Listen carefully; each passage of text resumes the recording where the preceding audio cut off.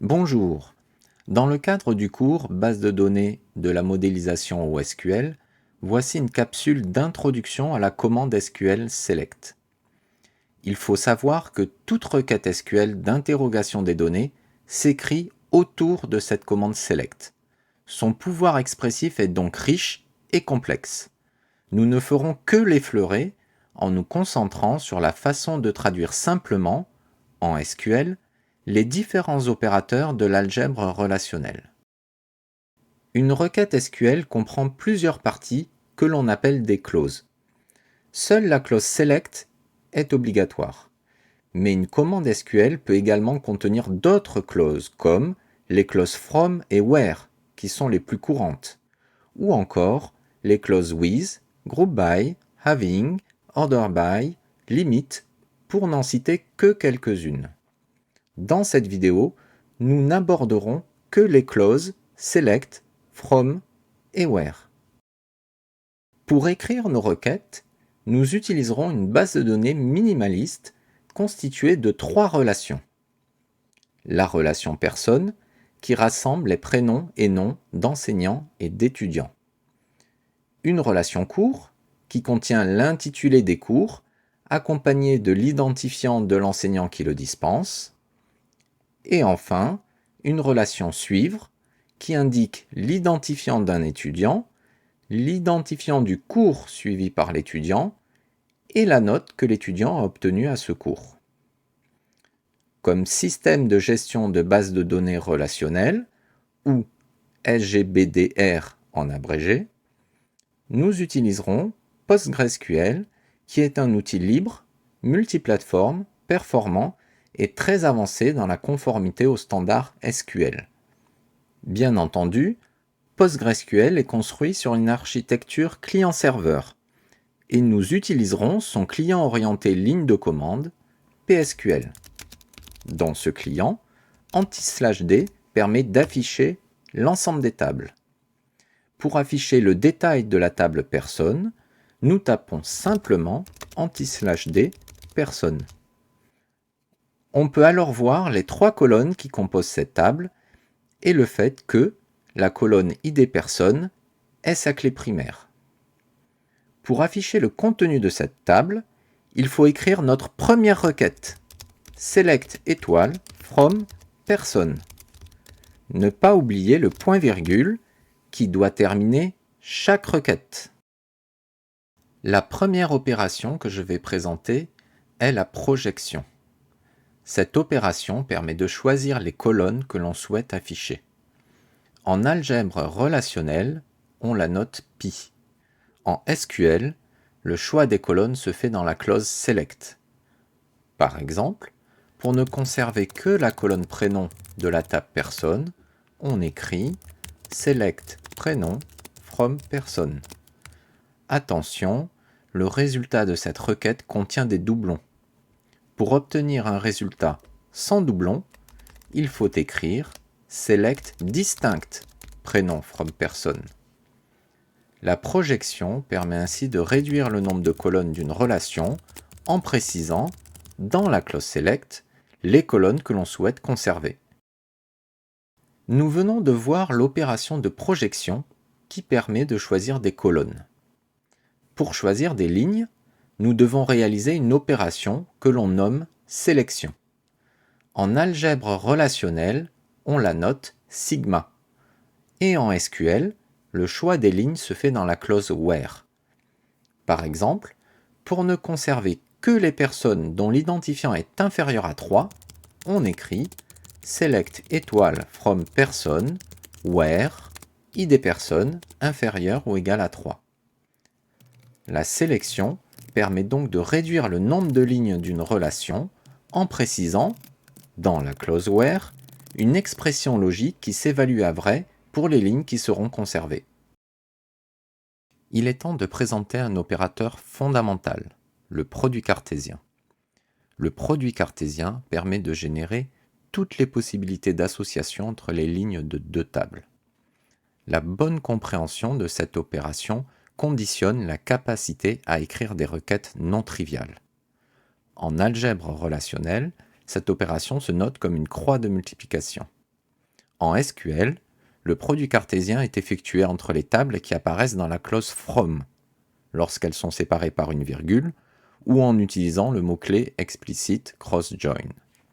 Par exemple, pour obtenir toutes les associations possibles entre un cours et une personne, on écrit select étoile from cours, personne. Le résultat contient le nombre de lignes de cours, 5, fois le nombre de lignes de personnes, 11, soit 55 lignes. Le produit cartésien permet donc de produire toutes les possibilités de combinaison entre les lignes de plusieurs tables sans qu'il y ait de lien entre elles. Le lien sera amené par l'opérateur que je vais maintenant présenter, la jointure. La jointure est l'opération la plus utilisée pour écrire des requêtes. Elle se construit sur le produit cartésien, mais amène du sens en ne conservant que certaines lignes. Plus concrètement, du produit cartésien de deux tables, la jointure ne conserve que les lignes qui satisfont une expression logique. En algèbre relationnelle, elle se note avec deux petits triangles qui se font face. En SQL, la jointure se fait dans la clause from, en utilisant l'opérateur join. En fait, la jointure n'est rien d'autre qu'une sélection d'un produit cartésien. Ainsi, ces deux requêtes sont équivalentes.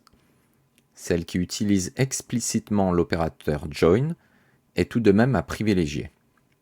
Par exemple, pour obtenir la liste des cours avec le nom et le prénom de l'enseignant qui le dispense, on écrit select étoile from cours, join personne, on, enseignant égale id personne.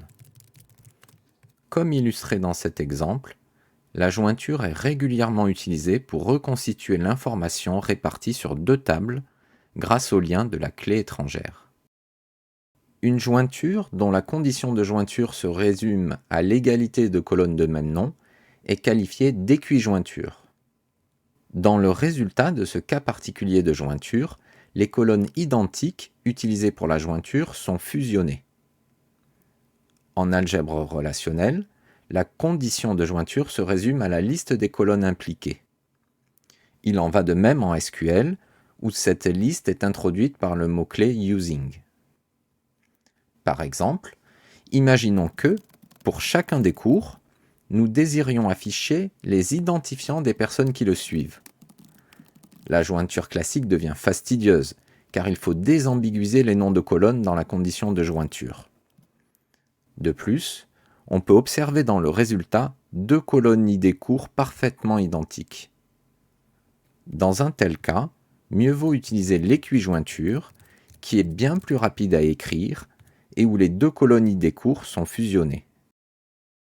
Il est temps de nous intéresser à la traduction SQL des trois opérateurs ensemblistes que sont l'union, l'intersection et la différence. La syntaxe SQL pour ces trois opérateurs est identique. Requête select, opérateur ensembliste, requête select. Pour illustrer ces opérateurs, nous utiliserons une première requête qui retourne l'ensemble des enseignants. Select distinct person.étoile from person, join cours, on, id personne égale enseignant. Et une seconde requête qui retourne l'ensemble des étudiants.